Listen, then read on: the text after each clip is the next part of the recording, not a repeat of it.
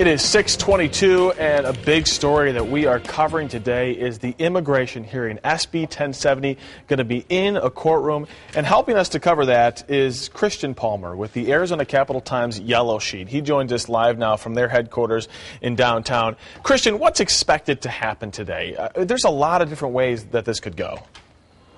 Today we'll hear about an hour and a half of arguments. There's going to be two sets of arguments. There's going to be a set of arguments to determine if there's going to be a preliminary injunction, that if the law is going to be stopped to allow the case to be decided on the merits, or they're also going to hear arguments to see if the case is going to be dismissed altogether. Okay, so do you guys have any indication which way it'll go? Does anyone have any indication which way it'll go? I would say that's a tough question. I would say this is a difficult case here, especially what the Phoenix police officer David Salgado is asking for. Right. He's asking for basically a preliminary injunction, which requires them to prove that they're going to be somehow harmed in this. Now, the governor's attorneys are saying that's a speculative claim.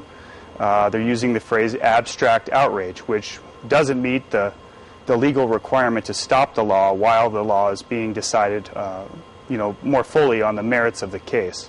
So this will be it'll be a challenge for the plaintiffs in this case. Okay, so we could end the day with this being stopped, the law. We could end the day with it not being stopped. If it's not stopped, will the court dates continue this month, or is it going to take a while to get back to court?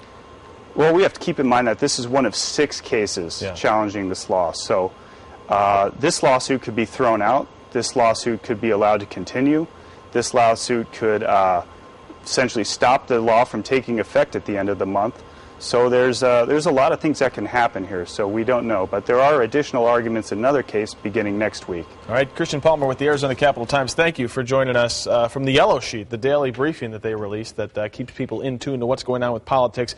We're going to have continuing coverage on this story. We've got Jody Heisner out there this morning. We've got crews planned for today. So make sure you keep it here on ABC 15 for more on the border battle and the SB 1070 court hearing today.